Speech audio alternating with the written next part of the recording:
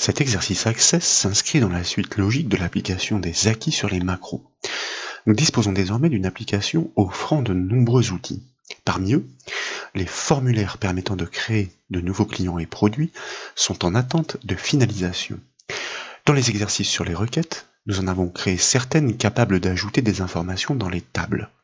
Dans cet exercice, il s'agit de les relier au formulaire pour prélever dynamiquement les données à insérer. L'enjeu consiste alors à exécuter ces requêtes depuis le formulaire sur ordre, soit au clic sur un bouton.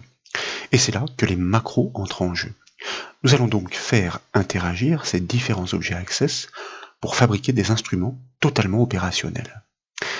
Dans l'exercice précédent, nous avons actualisé les données des formulaires d'action offrant des listes déroulantes. Grâce à une action de macro, nous avons réussi à importer toutes les informations attachées. À chaque étape, nous progressons. Nous devons donc récupérer les travaux là où nous les avions laissés. Et cette base de données est offerte au téléchargement, comme toujours, depuis le site bombache.fr sous forme de fichiers compressés. Une fois la décompression opérée, il ne nous reste plus qu'à double-cliquer sur le fichier de la base de données pour l'ouvrir dans Access. Et comme vous le savez, à l'invite, nous devons taper le mot de passe ABC et le valider. Il s'agit d'une sécurité que nous avons mise en place pour restreindre l'accès à l'application. C'est une macro auto-exec qui exploite la fonction Access BEntrée. Cette dernière génère une boîte de dialogue avec une zone de saisie. Dès que le mot de passe est validé, le formulaire principal de navigation apparaît. Néanmoins, la base de données étant issue d'une source externe, nous devons encore l'activer. C'est pourquoi nous cliquons sur le bouton du bandeau de sécurité. Cette action a pour effet de régénérer la base de données. De fait, le mot de passe est de nouveau demandé. Donc, nous le retapons et nous le revalidons. Ensuite, je vous propose de cliquer sur le dernier onglet de ce formulaire de navigation, soit Outils Action. Cette fois, c'est un mot de passe administrateur qui est requis. Il sécurise l'accès à ces formulaires spécifiques d'action. Il s'agit de taper le mot de passe ABC123, différent donc, et puis de le valider. Tous les formulaires d'action sont accessibles par un jeu d'onglets, cette fois disposé à la verticale.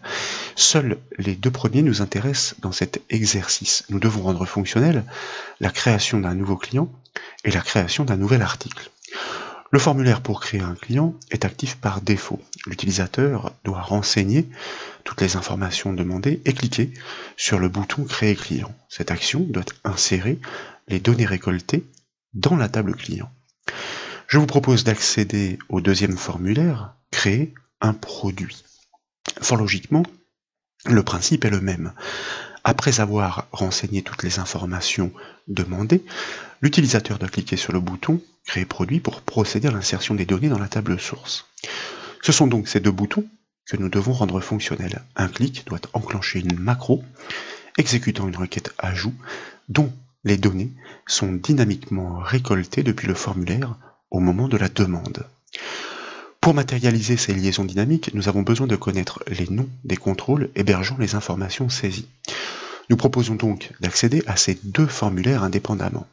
Tout d'abord, nous allons fermer le formulaire de navigation en cliquant sur la croix de son onglet. Et puis, dans le volet de navigation, je vous invite à cliquer droit sur le formulaire F Créer client et à choisir Mode création dans le menu contextuel. Pour faire un état des lieux, la feuille de propriété, cela va sans dire, doit être visible. Comme vous le savez, c'est le bouton du même nom dans le ruban contextuel création qui permet de l'afficher comme de la masquer. Si nous cliquons tour à tour sur la liste déroulante et les zones de texte pour les consulter, nous constatons qu'elles se nomment respectivement civilite, nom, prénom, CP et puis ville. Ce sont ces noms d'objets qui doivent être pointés pour la première requête afin de procéder à l'ajout d'informations qu'ils contiennent. Je vous propose désormais donc de fermer ce formulaire et de la même façon d'accéder en mode création au formulaire F Créer produit. Là encore, je vous invite à cliquer tour à tour sur les différents contrôles, en l'occurrence des zones de texte ici, pour constater qu'ils se nomment respectivement référence, désignation, sans accent comme toujours, prix, poids, vue, visite, autant pour moi, vous voyez, c'est pas le même nom que la désignation, stock, et enfin, promo. Dans les exercices, sur les requêtes, nous avions appris à créer des requêtes d'ajout. Nous allons répliquer ce que nous savons pour réaliser l'insertion de ces données. Et pour récolter ces informations depuis le formulaire, c'est le générateur d'expression qui permet d'établir la correspondance. Tout d'abord, nous allons donc fermer ce formulaire puisque nous souhaitions simplement constater les noms qui avaient été attribués à ces contrôles puisque nous devons établir la liaison. Et puis, nous allons cliquer en haut de la fenêtre Access sur l'onglet Créer pour activer son ruban. Ensuite, dans la section Requête de ce ruban, je vous propose de cliquer sur le bouton Création de requête. Et dans la boîte de dialogue qui se déclenche, nous allons directement cliquer sur le bouton Fermer pour n'ajouter aucune table, car cette requête est spécifique. En effet, dans le ruban Créer de cet éditeur de requête, nous allons ensuite cliquer sur le bouton Ajout. Et dans la boîte de dialogue qui suit, nous allons désigner la table de destination. En l'occurrence, il s'agit de la table client, table dans laquelle, depuis le formulaire fCréer client, nous devons pouvoir insérer de nouveaux enregistrements, c'est-à-dire de nouveaux clients. Nous transformons ainsi une requête classique en requête insertion. La table client est désormais définie comme la table de réception des données à ajouter.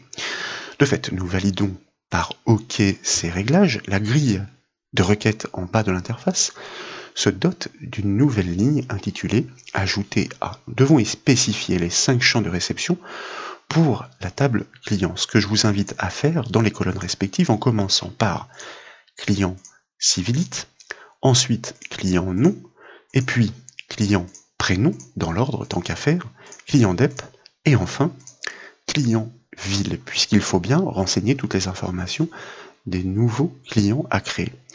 Nous avons volontairement ignoré le premier de ces champs, à savoir le champ client ID. Il s'agit de la clé primaire auto-générée. C'est ainsi que nous l'avions défini dans les tout premiers exercices sur les tables. Désormais, les données respectives à insérer doivent être renseignées dans la zone champ pour chaque colonne. C'est là qu'il s'agit d'établir la liaison avec le nom du contrôle correspondant issu du formulaire, ce dont nous avons constaté le nom, afin de réceptionner son information au moment de la demande. Donc, pour commencer avec la correspondance sur la civilité, je vous invite à cliquer droit dans cette zone champ et dans le menu contextuel à choisir « Créer ». Ainsi, et comme vous le savez, nous affichons le générateur d'expression. Dans la liste de gauche, nous allons déployer l'arborescence des formulaires jusqu'à pouvoir sélectionner le formulaire qui nous intéresse pour la correspondance, en l'occurrence fCréer client. Et puis, dans la liste du centre, il faut établir cette liaison avec le contrôle qui lui correspond. En l'occurrence, il s'agit donc de civilite sur lequel nous double-cliquons. Il s'agit bien de la liste déroulante des civilités sur le formulaire fCréer client. Aussitôt, la syntaxe de la correspondance s'inscrit dans la partie supérieure du générateur d'expression. De fait, nous pouvons la valider en cliquant sur le bouton OK. L'expression s'inscrit alors dans la zone champ de la première colonne. La civilité renseignée sur le formulaire sera donc ajoutée dans le champ client civilite de la table client au moment du clic sur le bouton du formulaire. Nous devons reproduire le même processus de liaison pour les 4 autres champs. Donc, l'opération est triviale, nous cliquons droit dans la deuxième colonne pour la zone champ, nous déployons comme précédemment l'arborescence de tous les formulaires jusqu'à sélectionner fCréer client, nous établissons le lien avec le contrôle qui lui correspond en l'occurrence nom, que nous validons, et puis nous réitérons exactement les mêmes étapes pour les autres colonnes. Sachez néanmoins que nous pourrions très bien copier et coller cette expression afin d'adapter seulement le champ de la correspondance. Mais comme nous souhaitons ne pas commettre d'erreur, il est encore, on va dire, plus sûr de prélever par double clic les noms de contrôle, même si nous les avions constatés depuis le formulaire en mode création. Prénom avec prénom donc. En ce qui concerne le département, c'est un faux ami, dirons-nous, puisque le contrôle s'appelle en réalité CP, puisqu'il héberge des codes postaux et non des départements, CP. Et puis le dernier, pour faire la correspondance entre les villes, la ville à insérer dans le champ client-ville de la table de réception, la table client donc, sur lequel nous double-cliquons pour générer l'expression que nous validons. Ensuite, je vous propose d'enregistrer par CTRL S cette requête sous le nom R underscore pour simuler un espace créé underscore client. Ainsi, elle porte bien son nom et nous pouvons la valider. Maintenant qu'elle existe, son exécution doit être ordonnée par une action de macro au moment du clic sur le bouton. Mais avant cela, nous devons bâtir la seconde requête pour l'insertion dynamique d'un nouveau produit. Le procédé est strictement identique, nous devons adapter la table, les champs et non de contrôle. Tout d'abord, il s'agit de fermer la requête R créer client, et puis nous allons créer, bien sûr, comme nous l'avons fait précédemment, par le ruban créer et le bouton création de requête, notre requête d'ajout pour la table produit. Donc nous fermons la boîte de dialogue, nous la transformons en requête ajout, nous devons spécifier la table de réception, il s'agit de la table produit, nous validons. De fait, la ligne ajoutée A vient se greffer, si bien que nous allons pouvoir ensuite renseigner tous les champs de réception, en partant bien du premier cette fois, car bien qu'il s'agisse d'une clé primaire, elle n'est pas autogénérée, il s'agit d'un code article qu'il s'agit de renseigner. Après les vues, nous avons encore le stock, et après le stock, nous avons encore le code, c'est-à-dire la promotion en vigueur. Nous en avons donc 7 champs, le compte est bon. Il s'agit bien sûr de la même façon de faire la correspondance par le générateur d'expression pour que, une fois que ces deux requêtes existent, nous puissions les exécuter depuis le formulaire correspondant au clic sur le bouton par action de macro. Pour la référence donc, nous devons faire la liaison avec le contrôle référence que nous validons. Pour le nom, nous avions pu constater que le contrôle se nomme désignation, donc nous allons le double-cliquer pour générer sa syntaxe sans erreur. Pour le prix, me semble-t-il, les deux noms coïncident, si bien que nous n'aurons aucune difficulté à le retrouver, le prix. Nous faisons de même pour le poids. Ces procédures peuvent paraître fastidieuses, mais sachez que les résultats sont on ne peut plus convaincants. Dès lors que, effectivement, cette requête existe, elle peut être exploitée massivement à chaque création de nouvel article ou encore de nouveaux clients. Nous devons maintenant faire la correspondance pour le champ produit vu. Il s'agit du champ visite si je ne m'abuse, sur lequel nous double-cliquons, et puis il en reste plus que 2, donc nous avons bientôt terminé, et nous pourrons ensuite passer à l'étape suivante, celle des macros à exécuter. Donc pour le stock, les noms correspondent, nous double-cliquons comme toujours, il ne reste plus que celui du code, et ce champ de mémoire doit porter le nom promo, me semble-t-il, ce que nous allons vérifier en faisant défiler, vous voyez, donc nous double-cliquons dessus, la liste des contrôles du formulaire. Dès lors, bien sûr, nous devons enregistrer cette requête, comme précédemment, CTRL S sous un nom explicite R underscore, créé, produit cette fois. Ainsi, elle est suffisamment significative, non que nous validons. Les deux requêtes dynamiques sont désormais en attente d'exploitation. Elles doivent être fermées dans un premier temps, donc nous cliquons sur la croix de son onglet. La suite des opérations est triviale. En effet, le plus dur de la conception est passé. Nous devons maintenant déclencher l'exécution de ces requêtes au clic sur les boutons. C'est là que les macros entrent en jeu. Donc, dans le volet de navigation, je vous propose de cliquer droit sur le formulaire fCréer client et comme précédemment de choisir mode création dans le menu contextuel afin de basculer dans sa vue en conception. Et puis nous allons donc sélectionner le bouton créer client et activer, si ce n'est déjà fait, l'onglet événements de sa feuille de propriété puisqu'il faut gérer ces événements, celui du clic en l'occurrence. C'est pourquoi dans la foulée, nous cliquons sur le petit bouton à l'extrémité de son événement au clic et dans la boîte de dialogue qui suit, nous choisissons générateur de macro, le choix par défaut que nous validons par OK. De fait, nous basculons dans l'éditeur de macro Access. Avec la liste déroulante, eh bien, nous allons tout simplement choisir l'une des actions proposées, en l'occurrence ici, elle se nomme ouvrir requête, elle porte donc très bien son nom. Faut-il encore spécifier la requête en question pour le formulaire F créé client? Eh bien, il s'agit de la première des deux que nous avions nommée R créé client, donc nous la désignons. Et puis dans la zone mode données, cela ne mange pas de pain, nous allons choisir lecture seule, même si cette requête n'est pas amenée à être modifiée, mais seulement à être exécutée, de manière, on va dire, à sécuriser les informations. Il ne s'agit pas d'une requête sélection en effet, elle s'exécutera bien au clic sur le bouton désigné. Donc, dans le ruban création, dans l'enchaînement, je vous invite à cliquer sur le bouton enregistrer, et puis sur le bouton fermer. Avant de procéder à un premier essai, nous proposons de calibrer l'autre bouton, fermer formulaire, dont la vocation est donc, fort logiquement, de fermer effectivement ce formulaire en cours. Donc nous le sélectionnons, nous cliquons sur le petit bouton de son événement au clic, nous choisissons comme tout à l'heure générateur de macro, nous validons par OK, et cette fois-ci, dans la liste des actions, nous allons choisir l'action fermer fenêtre. Donc il s'agit d'une action au sens large. Une fenêtre peut représenter tout un tas d'objets. C'est pourquoi il y a différents attributs à régler, dont le type d'objet pour spécifier Access qu'il s'agit d'un formulaire à fermer. Et dans l'enchaînement, nous devons préciser le nom de ce formulaire. Il s'agit du formulaire F créé client, c'est-à-dire lui-même celui depuis lequel nous sommes en train d'agir. Enregistrer, eh bien, avec confirmation non pour éviter les messages d'alerte. Nous allons basculer sa valeur à oui pour que si d'aventure il y avait des modifications, elles soient enregistrées, mais sans demander confirmation à l'utilisateur. Ensuite, nous cliquons comme précédemment sur enregistrer et puis sur fermer.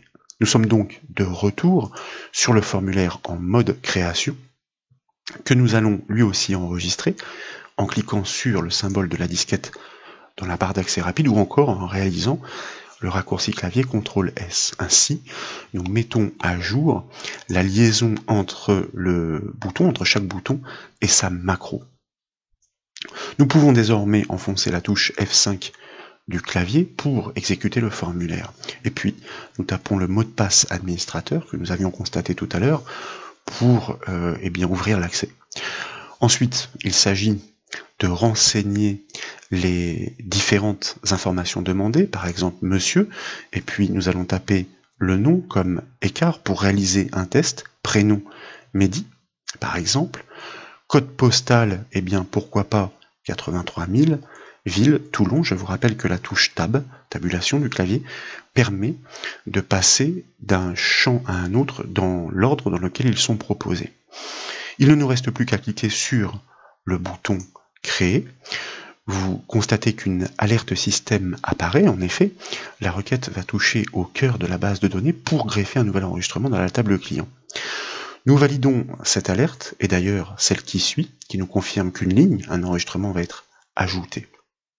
Et puis dans la foulée, je vous propose de cliquer sur le bouton fermer formulaire. Ainsi nous pouvons attester qu'il est fonctionnel, il a bien fermé le formulaire. Puis, pour constater les effets dans le volet de navigation, nous allons double-cliquer sur la table client et avec l'ascenseur atteindre la fin des enregistrements. L'enregistrement est bien présent, par contre, comme vous le voyez, il apparaît en doublon. Ce phénomène étonnant s'explique pourtant fort logiquement, et c'est tout l'intérêt de cette formation. Il existe deux procédés pour créer un formulaire d'ajout. Le premier est plus complexe, celui en cours, mais aussi plus puissant pour paramétrer les actions dans l'enchaînement de l'insertion. La deuxième méthode consiste à bâtir le formulaire sur la table d'origine et à basculer sa propriété entrée de données sur oui. Dès lors, le simple fait de fermer ce dernier au clic sur le bouton suffit à déclencher un événement générant l'insertion du nouvel enregistrement. À vous donc de choisir la méthode qui vous convient, mais force est de constater qu'il n'est pas très logique d'exécuter ce genre d'opération à la fermeture du formulaire. C'est pourquoi nous proposons d'apporter certains correctifs, dont la neutralisation des messages d'alerte access au moment de l'exécution, et en l'occurrence ces propriétés de formulaire qui ont fait que eh bien, l'enregistrement a été ajouté naturellement une deuxième fois. Je vous propose tout d'abord de supprimer l'un de ces deux nouveaux clients, en double donc, par clic droit sur l'étiquette de ligne, et dans le menu contextuel, supprimer.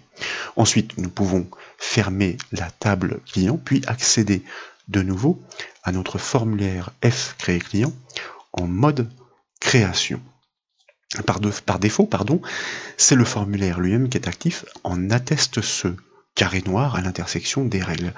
Nous allons en profiter pour régler sa fameuse propriété d'insertion de données. Pour cela, nous devons activer l'onglet Données de sa feuille de propriété.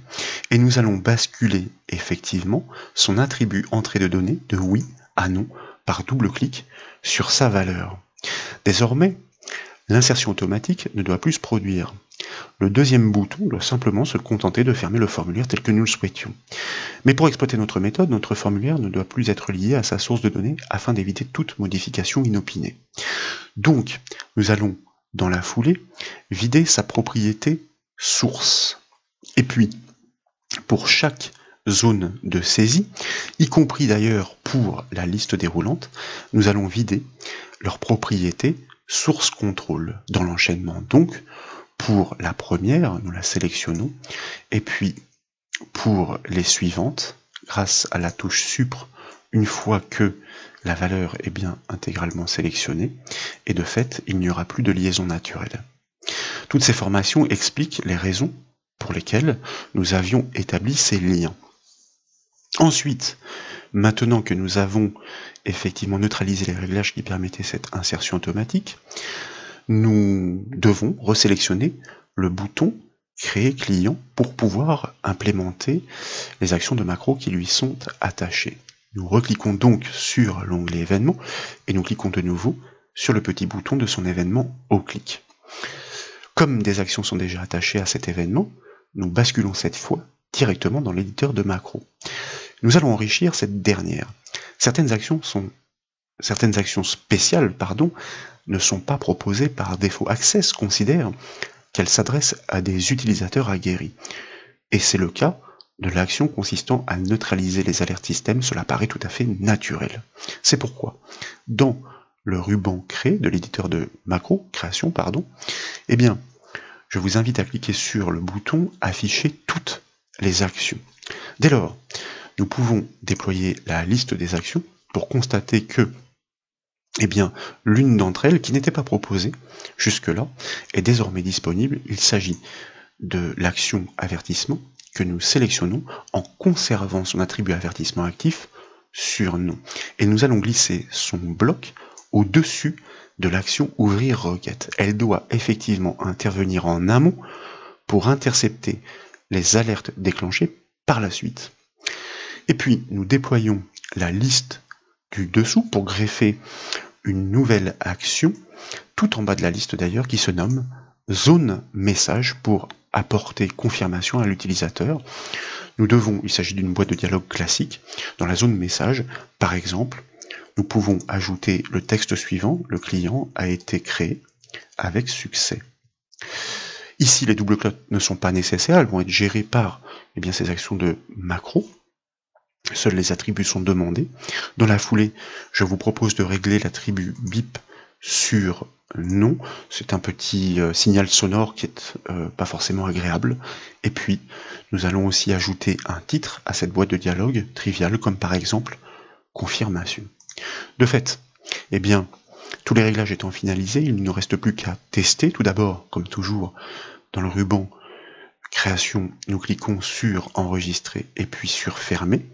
Pour revenir sur le formulaire en conception, nous devons mettre à jour ces liaisons. C'est pourquoi, dans la barre d'accès rapide, de la même façon, nous cliquons sur l'icône de la disquette. Je vous rappelle que le raccourci clavier CTRL S produit le même effet. Ensuite, nous pouvons enfoncer la touche F5 du clavier et nous tapons bien sûr notre mot de passe administrateur ABC123, donc tel qu'il est demandé, pour déverrouiller l'accès, bien entendu.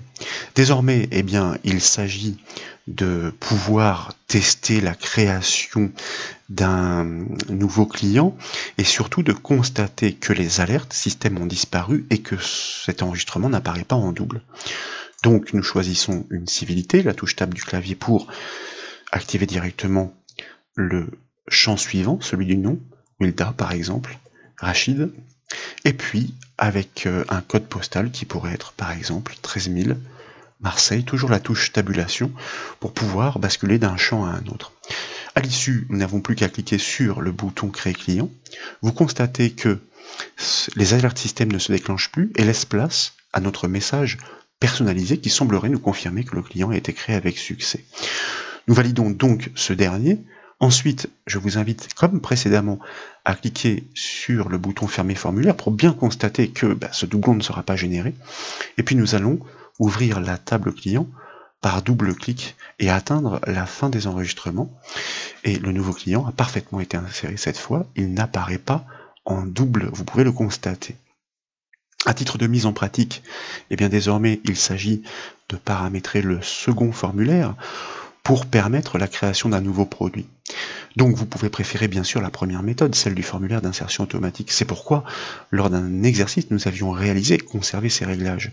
Mais dans ce cas, il est préférable de supprimer le bouton de création. Idéalement, le second bouton, après avoir commandé la fermeture du formulaire, doit le rouvrir dans l'enchaînement. Il apparaîtra ainsi vidé de ces informations et l'insertion aura bien eu lieu. Nous avions démontré la construction de cette insertion automatique à l'occasion d'une formation. Mais dans le cas de notre application, ce formulaire est amené à être exploité depuis le formulaire navigation principal. Il est donc encapsulé dans la construction par onglet. De fait, sa fermeture n'est pas du meilleur goût. Pour cette seconde méthode, je vous propose tout d'abord effectivement de fermer la table client, et puis ensuite, nous allons effectivement accéder à notre formulaire créer produit en mode création, et il s'agit, comme nous l'avons fait tout à l'heure, par le biais de son onglet données, tout d'abord de basculer son attribut entrée de données sur nom, de vider sa propriété source, et puis de sélectionner tour à tour l'ensemble des zones de saisie pour vider leur propriété source de contrôle grâce à la touche Supre du clavier. N'oubliez pas de valider, il vaut mieux sécuriser les manipulations pour nous assurer que, effectivement, alors je m'aperçois, source de contrôle, vous voyez ici, il me semblait bien que j'avais laissé l'information en l'état, donc je prends bien soin de vérifier dans l'enchaînement des opérations telles qu'elles sont commises, de constater que cette propriété a correctement été vidée sans aucune exception, et c'est bien le cas. Ensuite, nous pouvons commencer par le plus simple, c'est-à-dire greffer la macro du bouton fermer formulaire. Il est intéressant de refaire ces manipulations qui sont très importantes. Dans l'onglet événements, nous choisissons générateur de macro au clic, et bien sûr, il s'agit de l'action fermer fenêtre. Quel est le type de cette fenêtre? Il s'agit d'un formulaire. Quel est le formulaire à fermer au clic sur ce bouton? Il s'agit du formulaire F créer produit. Donc nous enregistrons et puis nous fermons. Et dans l'enchaînement, nous sélectionnons le bouton créer produit. Nous cliquons sur le petit bouton de son événement au clic. Nous choisissons générateur de macro. Tout d'abord, nous affichons toutes les actions pour pouvoir neutraliser les alertes. Donc par l'action avertissement sur nom.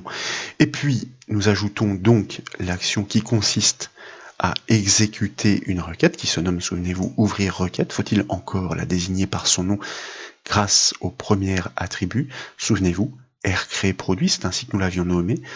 Nous basculons comme tout à l'heure son attribut mode données sur lecture seule et nous allons en profiter pour greffer une boîte de messages à titre de confirmation, zone message.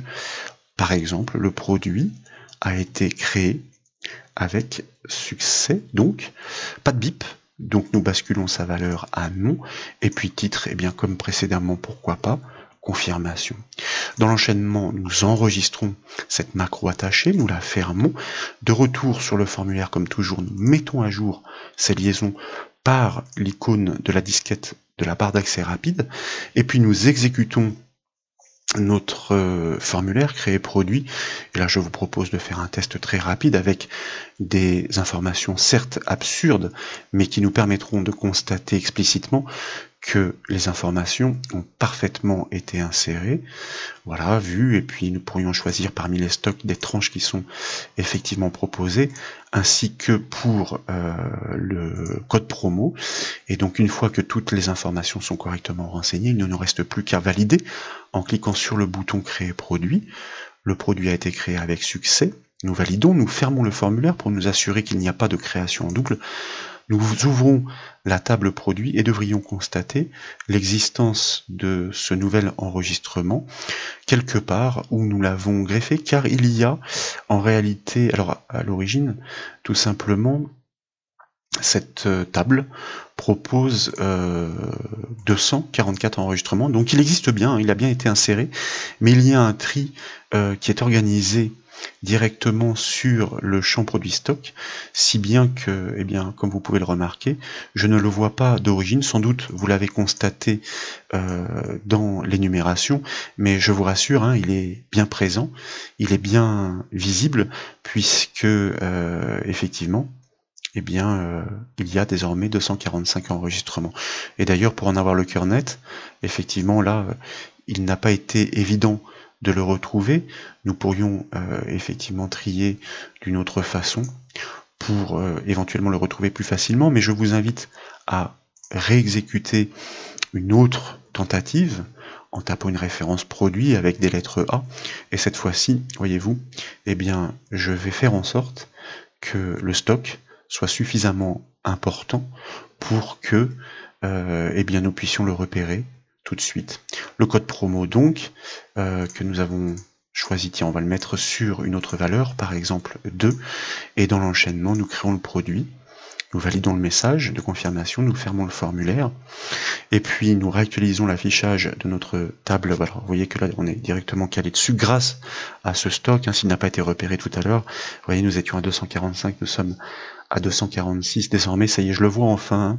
Alors désolé, mais finalement, malgré ces informations qui étaient absolument, on va dire, peu compréhensibles, eh bien il n'était pas si simple que cela à repérer dans l'enchaînement à cause de ce tri qui était actif sur le champ produit stock. Quoi qu'il en soit, comme vous le remarquez, nos deux formulaires de création et de client et d'articles sont parfaitement fonctionnels par interaction entre les différents objets Access. Je vous le rappelle, hein, le formulaire lui-même, la requête dynamique exécutée par une action de macro dans lesquelles nous avons enchaîné les actions pour neutraliser les alertes, pour exécuter la requête et pour afficher un message de confirmation à l'issue. Bref, notre application professionnelle progresse. Nous le verrons néanmoins dans les prochains exercices, l'imbrication des formulaires dans des navigations à plusieurs étages, les onglets, révèle des surprises. Les liaisons dynamiques sont fortement remises en cause. Nous le verrons. Donc, quoi qu'il en soit, j'espère que ces démonstrations vous ont plu. Si c'est le cas, comme toujours, je compte sur vous pour mettre un petit j'aime à la vidéo.